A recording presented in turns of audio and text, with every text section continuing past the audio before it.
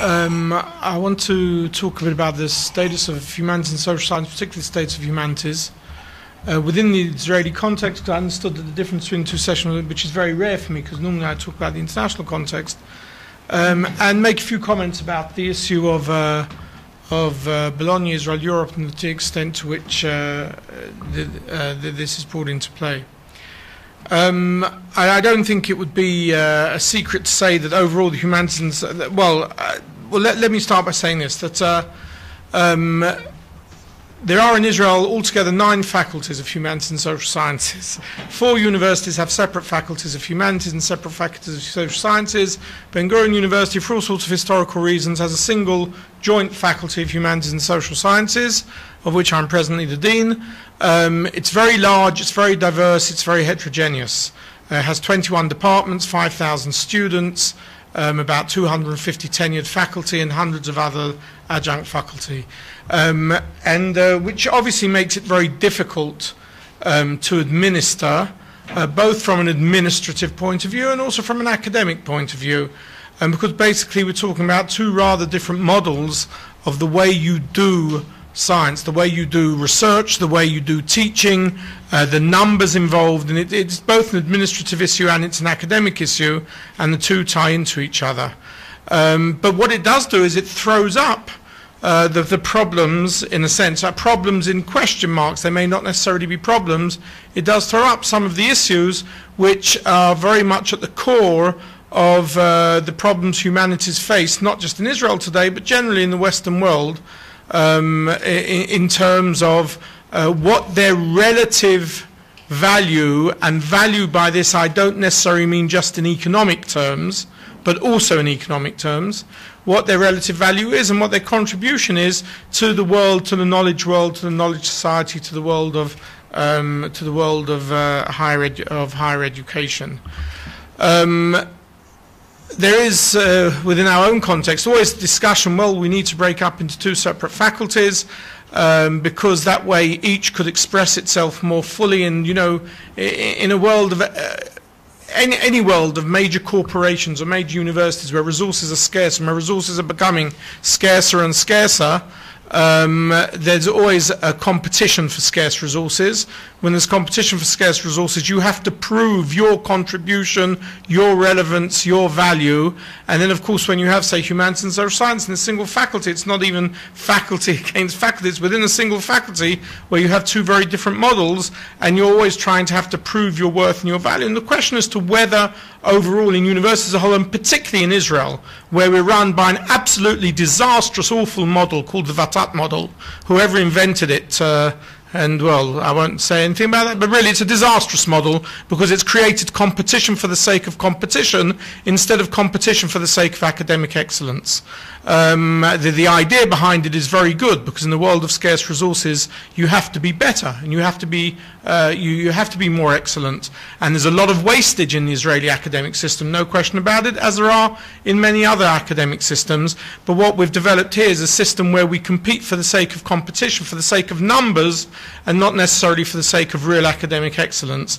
And we've gone too far down that road, and we have to redress that balance within Israel over the next few years. And of course what happens is, when you compete for the sake of competition and compete for the sake of numbers, then of course the humanities isn't really out there in the game, because we often forget that the original core reason, you know, what were universities to begin with? Universities, the original universities, grew up around theology, around law, around philosophy, and what we call the hard sciences came much later.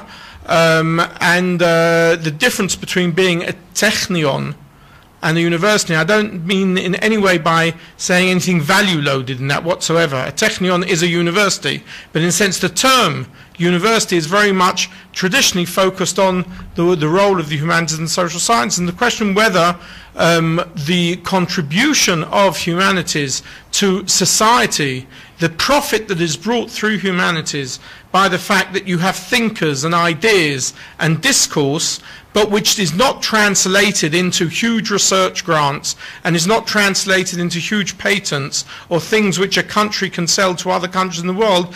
That is not the case. Humanities is never going to be the case. Humanities, and it should not be the case of humanities, but that has become such a major consideration within Western thinking about the role, the way we manage universities today, because of the tightening of resources, because of the increased privatization, the lack of public participation, the withdrawal of government from funding. So if you looked at every one of Israel's universities, you would see that the relative percentage of public funding in Israel's universities and all institutes of higher education today are significantly less than they were in the past. That doesn't mean to say that public institutions don't fund Israeli universities significantly. They do.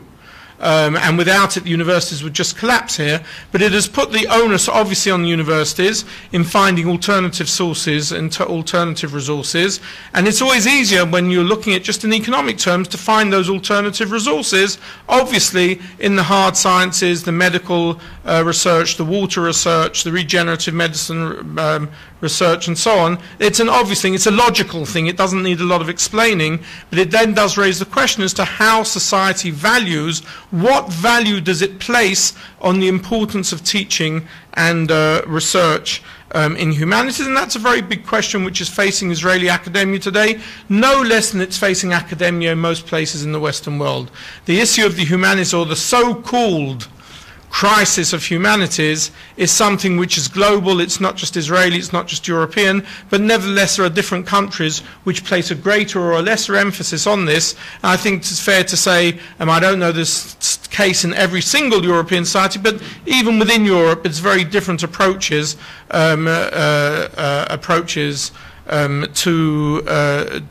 the way that is seen, and so on. Now, of course, and the sort of questions that are raised when universities in this country, of course, compete with each other, as I say, over research resources, over numbers of students. One of the great paradoxes, by the way, for those of you who don't know, of the way that the model for funding universities has been structured in this country is that there are four major parameters. Very rightly so, one or two of them deal with the research contribution of faculty at universities, as it should be. I don't think it'd be a great secret to say that at all of our universities, and not just in Israel, we also have people who don't do anything. I mean, we have deadwood as well. And obviously there's a very real reason to come and say, let's see who's doing the real research, who's publishing in significant places, who's really spending their time both teaching and researching, and let's give rewards at least to those who are doing the real stuff and who are not only raising the research profile within Israel, but obviously within a globally competitive world, within an Israel, Europe, USA world of knowledge, who are raising the standard of Israel's universities in the world stage. It's always very nice to hear that, and we know that as a fact. As a matter of fact, it's all very, very nice to hear from people coming from abroad to say, well, Israel's universities are rated very highly, and I think rightly so they are rated highly.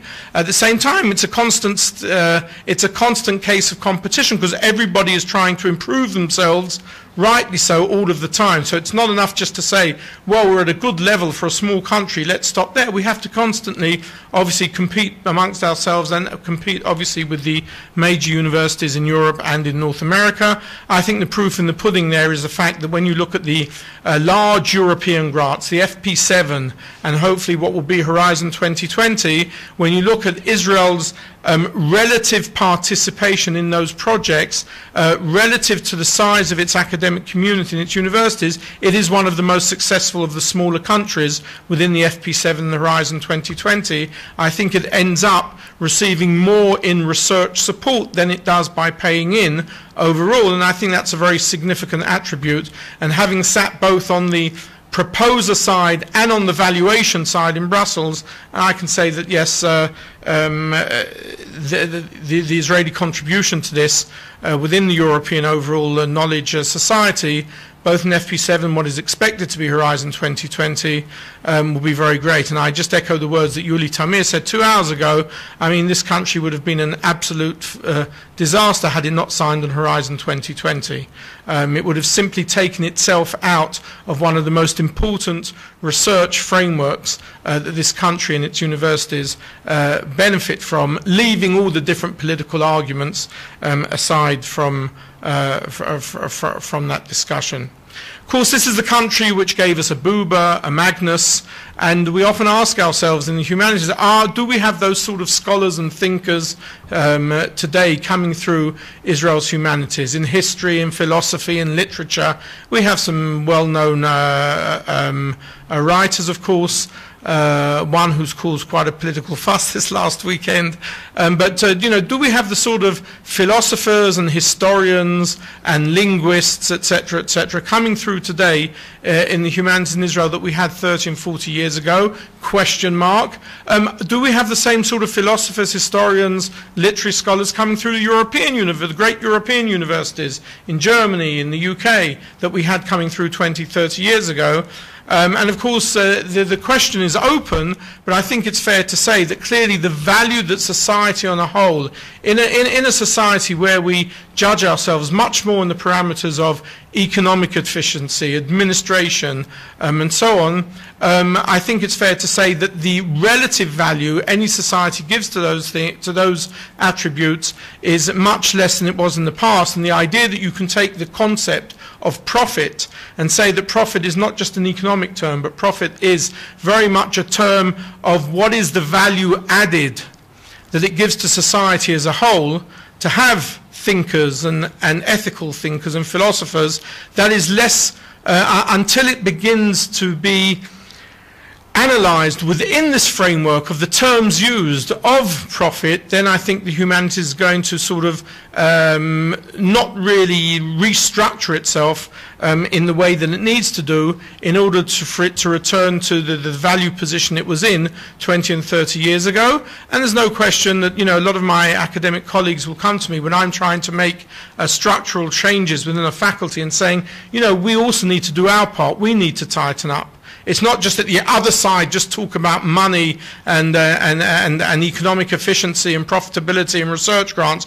We also need to do our part on this. And if we have departments which have very low demand, very few students, if we have faculty who really are sort of just coming in, doing their teaching hours and then not seeing them again during the week because they're sitting reading books somewhere else, not necessarily in the libraries, then we also have our own problem in this system which we have to restructure.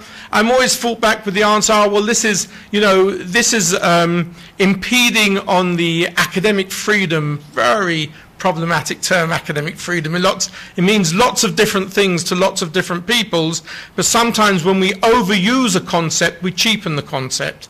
At the sake of being political, I would argue the way that we overuse the argument of anti-Semitism for all sorts of things in the last few years, we've cheapened what anti-Semitism really is about when it really comes up. And I'll apologise if you don't like this metaphor comparison, but I think to a certain extent we've also done the same with academic freedom. Often the reason for not making changes which you need to make within academic structures, when it's just said, it's academic freedom, how can you, I'll give you one of the examples, I often get my colleagues coming to me and saying, how can you envisage a university in Israel called after the name of Ben Gurion, say reducing the size of its Bible program just because it's not economically efficient and because there are no students? This is an infringement on academic freedom.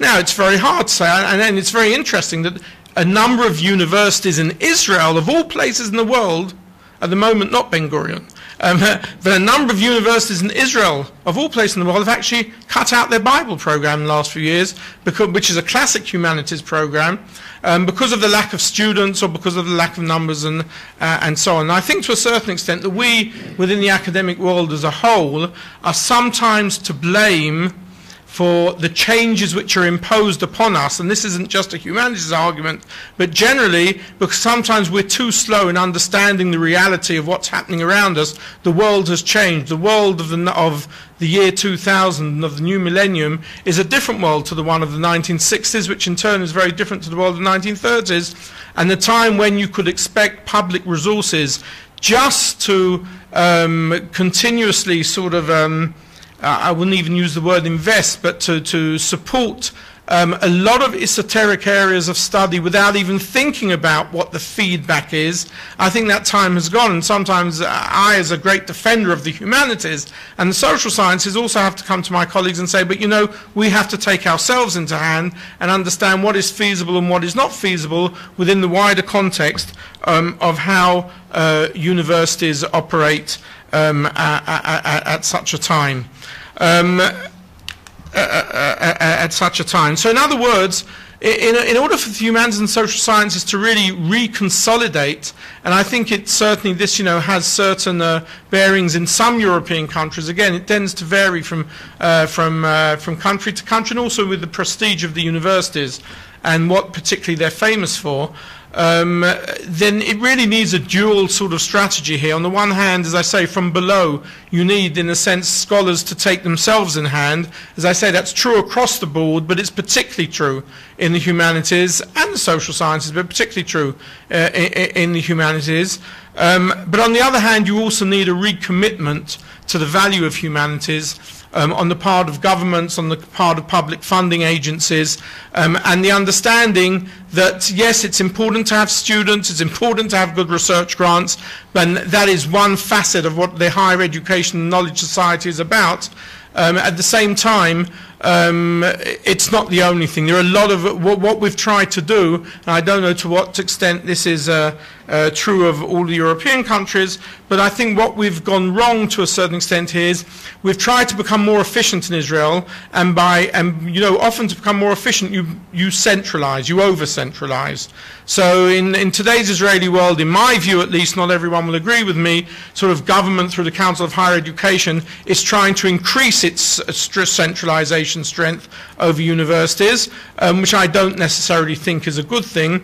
But okay, centralization can bring about efficiency even within universities, but at the same time, centralization does not mean the unification of criteria.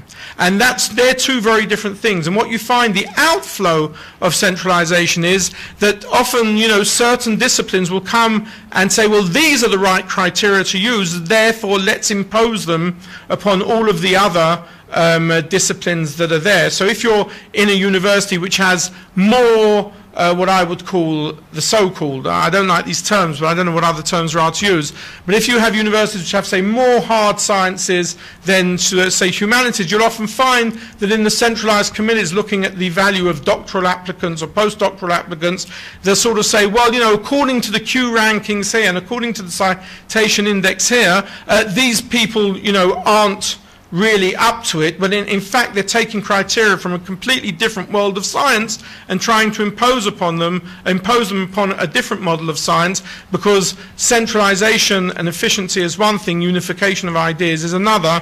And of course there is no other place than universities where actually the plurality of ideas should be something which is accepted. Now, speaking from the perspective of a university which is a very comprehensive university, Ben-Gurion University is both a technion and a university. It started with the technical sciences, and it has a desert campus with some of the world's top research in water research and arid studies and so on. Therefore, you have this context where you have, in a sense, this competition for resources for the sake of resources, often forgetting what excellence is all about. If you look at the Haifa, you have a technion and a university. If you were to put them both together, then you would have a university like Ben-Gurion University in terms of the comprehensivity of what there is there, and therefore the specific structure of different institutes of higher education are very important. Having said that, there's no question that there is a public discourse about the comeback of humanities. A lot is being said about the need for humanities. A lot is being said about the need for society to have people who can think, who can speak, who can write, who can express their ideas, even unpopular ideas. Popular ideas are permitted as well, but even unpopular ideas and critical ideas.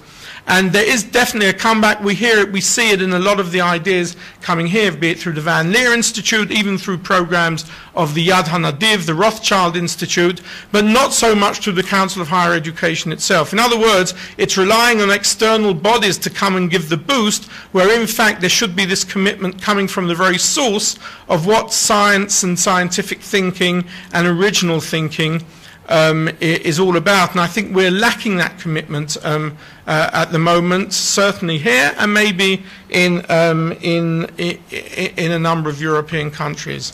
That doesn't mean to say that humanities are going to disappear. On the contrary, we have some very powerful, some very active humanities programs here.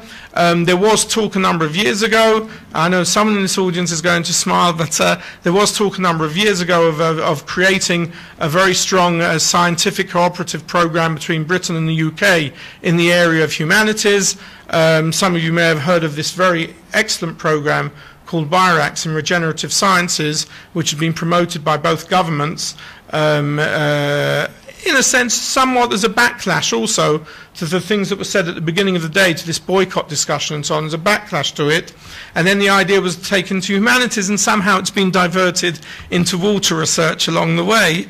It's something that I'm trying to redress, not very successfully, but certainly the interest was there. We met deans of Israeli universities and British universities twice, once in England and once here, and we very much wanted to promote this. And clearly there's a lot of cross-border, I'm a person who works on borders, there's a lot of cross-border ability to bring people of ideas together, and it's something we need to promote and even sort of reinvigorate very much in the same way that we're doing today in those hard sciences, in medicine, in technology, and so on. Clearly Europe and Israel have a tremendous amount to cooperate on. We find that our students at Ben Gurion University, in this very dynamic centre of European studies, are tremendously interested in Europe. They tend to be mostly humanities and social science students. And there's a lot of cooperative programs going on. Right this week we have a very interesting group from Lund University who are doing a whole seminar on migration here in Ben Gurion University. And so it's certainly at the level of the students are very interested, unlike a lot of the headlines or media. As Michael said right at the beginning, if you were only to read the media headlines about Europe in this country, you would think that Europe was our #1 enemy. But actually the amount of cultural and educational and scientific cooperation and interest in European soccer, may I not forget that, that goes on here is tremendous. The younger generation are interested, if only because of geographic proximity. They're interested, they're travelling, they're undertaking student exchanges, and we find that the majority of them actually, it's happening within the world of the social sciences more than in the other sciences. We want to promote it in every area of science that is possible, and obviously there is a lot to explore, even if the big projects, the big Horizon projects and the big FP projects are always going to be balanced towards the harder sciences, because a single project within the world of regenerative medicine probably can't move anywhere without a minimum seed money, let's say of $500,000 or $1 million, or well, dollars not worth much these days, of pounds or so on. Whereas of course a humanities project, you need a good library, you need books, you need time to think. And often time to think is considered by others to be, academics sitting in the coffee shop and wasting their time. It depends what the output is. It depends what the product is at the end of the day. But you need these things which don't necessarily need resources. The fact that they don't need resources obviously doesn't mean they don't have value. And I think we have to rethink our way through this whole argument if we want the humanities and the social sciences to be as strong at both Israeli and European universities as they were 20 and 30 years ago. Thank you.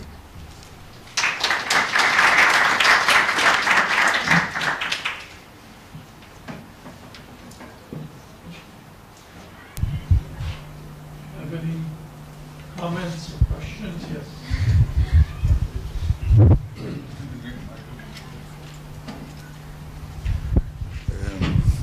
I own a book which I forget the title of, but it's by two sociologists, and it was published by the Stanford Publishing, Stanford University, which documents that the decline in humanities is not a phenomenon of the last 10, 20 years, but it is a phenomenon of the last century, beginning from the beginning of the 20th century. And it documents it by looking at university directories of courses, and it shows how the number of courses in humanities declined throughout the century, and the gainer was not the natural sciences, but the social sciences. So, yeah, and the reason is that the humanities do not, in general, pay enough respect, for facts. There are speculations and things like that, but the humanities, as you say, they are on a decline, not only in this or that region of the world, but all over the world. And not only it is seen as a decline of support by the governments, but also by charities. There is a documentation of the amount of money the charities give to humanities, and it is on the decline. And it is because the humanities champions always say, you cannot measure. You cannot measure our contribution. If you cannot measure our contribution, it looks like, the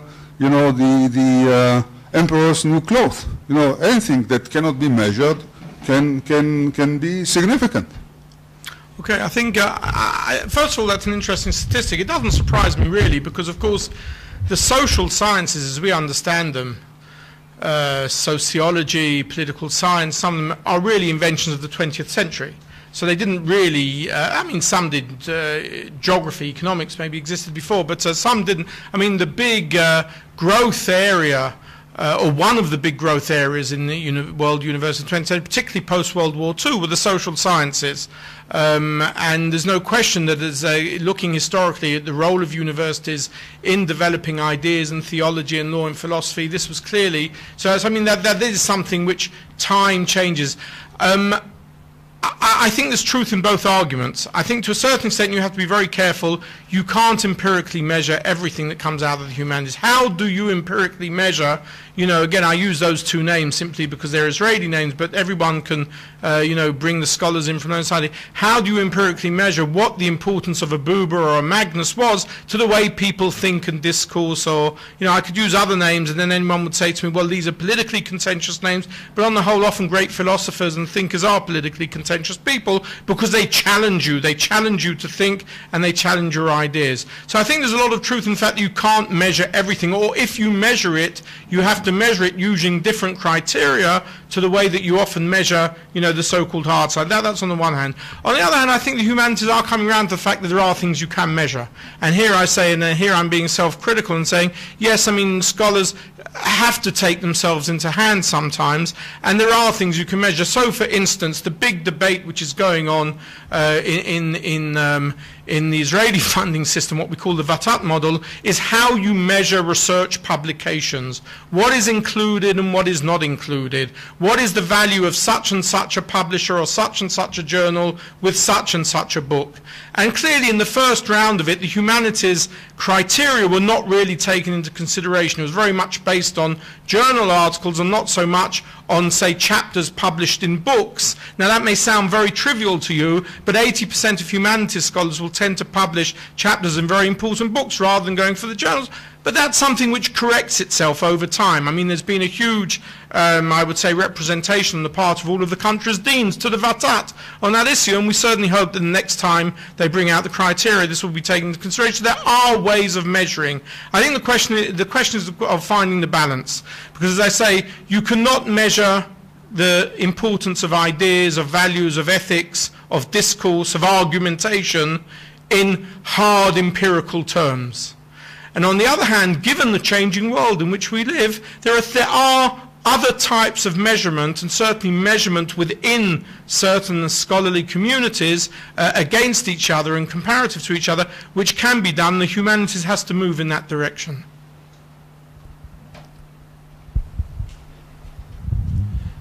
Let me present you the opinion of 21st century society.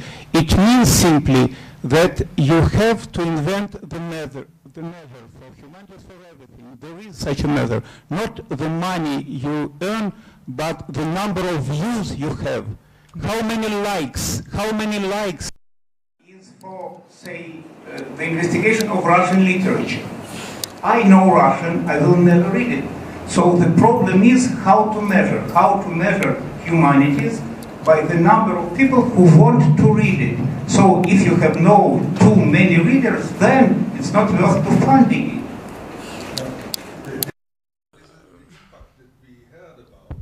Impact also, I mean, arts and humanities also has to show impact, right? And I read a report by by a committee of modern history in the UK, and they say the following: we do very good research, but it is also, as you say, consumed by the public because it is accessible and the public understands it, which cannot be said, they write, which cannot be said on other parts of history. Okay, in okay. The UK. The question, I mean, I know from my own very strong contacts with British universities, I'm a graduate of the British university system, and I still maintain extremely strong contacts with them. I mean, I know the question of relevance and impact in the latest research exercise is a contentious one. Okay, is that the good use of a British understatement? Yeah, but if you're going to look at the issue of impact and relevance, again, you know, how do you measure impact and relevance? Often, the impact on public discourse,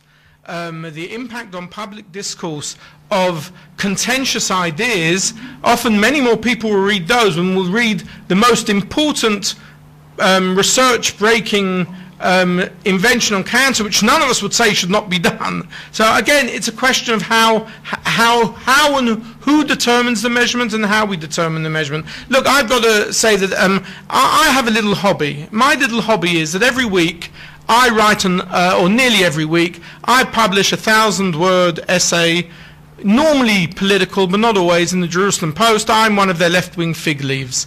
It's a hobby. I don't get paid for it. I don't get paid a penny for it, and they don't interfere in my ideas.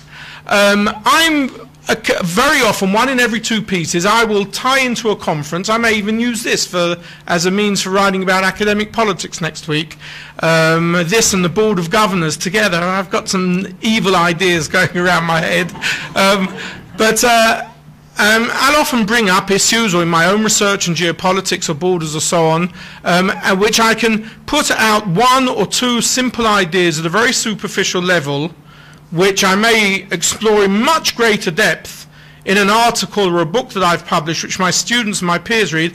And I'm very conscious, and I don't mean this in any belittling sense anymore, I'm very conscious of the fact that that 1,000 words on a Tuesday morning has so many thousands of hits, and people get annoyed about what they write, they support what I write. I learned a long time ago to have thick skin, because normally people only write in if they disagree with you. People who agree with you never write in to tell you. So if you're ever going into that world, be aware of that. Don't get too het up about it. But I'm very conscious to a certain extent, and that's part of me being part of a public discourse. Now you could say, well, that's you as an individual, but it's not me as an individual, because the paper want me to write because I'm a dean of a university who works in certain areas, and they know at certain points there's a bit of a contact along the way, even though there's a clear differentiation between the 2 types right now. Is that an impact? I don't know. Is that considered an impact? Probably in the recent UK exercise that would be considered an impact. Here the universities are in 2 ways about it. When it's something which doesn't cause too much criticism, they love it because the name of the university is at bottom. When it is something, they would say, why didn't you write as an individual? Why do you have to have the name of the university on? You know, people want to grasp the stick by both ends of it. I think impact and relevance is important. I do believe that to the extent possible, we have to make our science, I don't know whether relevant is the word, but we have to have an impact on the public discourse. We want people to know about what we're doing. That doesn't mean to say there can't be times when we do things which are in an ivory tower. Because there are clearly areas of research and thinking and history which it's important to know about and to write about, even if not millions of people are interested in. But that is on the side. That's not at the core of it. I do think that if we expect to be funded by the public, we have to have something to say which parts of the public are interested in. And that's as true of medicine as it is of the humanities and the social sciences.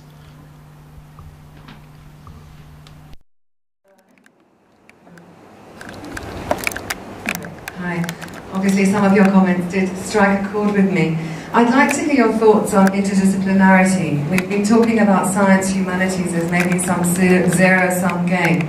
There's a lot of discussion about interdisciplinary studies, and we have in Israel an interdisciplinary centre.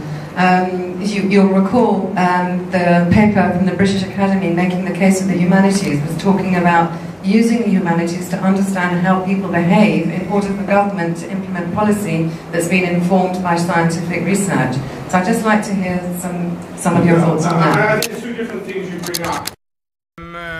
Can I say why it strikes a chord with you? Karen Sethill, until recently, was a very important person in the British Council, and who without her basically BIRACs and other British Israel scientific things wouldn't have taken off beyond the ideas to the implementation. And she was very keen and involved in promoting the humanities. Is that true to say? Yes. Unfortunately, we didn't push it as far as we would have liked to. I think there are two different things. I get the feeling that the latter part of your comment raises issues of ethics in science, and the ability for scientists, humanities scholars, whatever you want to call them, to raise issues of ethical concern and to be critical. And I think that there has to be a role for that in society, and I think universities and scholars in universities have often taken that role upon themselves. Sometimes they can be a bit too verbose, sometimes they can be a bit too philosophical, but I think it's very important, whether it be writers, or whether it be scholars, whatever, to raise the ethical issues of policies and of government policies, and to, I think that's an important role. Universities aren't out there only just to do the research. Universities are there for lots of different reasons. They're there to research, they're there to teach, and in our crazy rush recently to put everything on the research focus, we've often put teaching at the side. And therefore, a lot of our students are very frustrated with the way we relate to them. And I think we have to redress that balance. And I think we're also there to put out ideas in the public discourse and not just to live within our gated communities. And that includes ethical issues. But coming back to the first part of your question, look, as I said, I'm Dean of a Social Science and Humanities faculty. And even within the social sciences, within the humanities, there are great differences. I myself work in geopolitics. Until 3 weeks ago, for 16 years, I was editor of the International Journal of Geopolitics, which takes in geographers, political sciences, IR scholars, even international legal people. We're very good at throwing this term interdisciplinarity around. We're not so good at implementing it right there on the ground. I find that, as a dean, I'm chair of the Promotions and Tenures Committee, and more often than not, you'll get someone coming up for promotion to professor or to whatever status who is obviously located in a specific department, but does interdisciplinary work, which we praise, we encourage, we promote the idea of interdisciplinarity within and between the social sciences. But then when you're sitting on the committee, someone will say, well, is he a sociologist or is he a geographer? Where does he really publish? So, you know, we have these borders, these compartments very tightly fixed in our head, compartments and borders which were only really constructed in the past 100 years, but they're being very strong. They separate ideas and theories and concepts one from the other. So in my view, I'm a believer, I'm a crusader for interdisciplinarity, but I believe it has to be in practice. It's not just this lovely slogan we throw around. We need to how to do it in practice. And that's not easy for young scholars who know that there are certain game rules which are going to determine whether they get tenure and have a career or don't have a career. Thank you. I think we should leave the rest of the questions and comments for the discussion panel, and so that we can move ahead. David, thank you very much.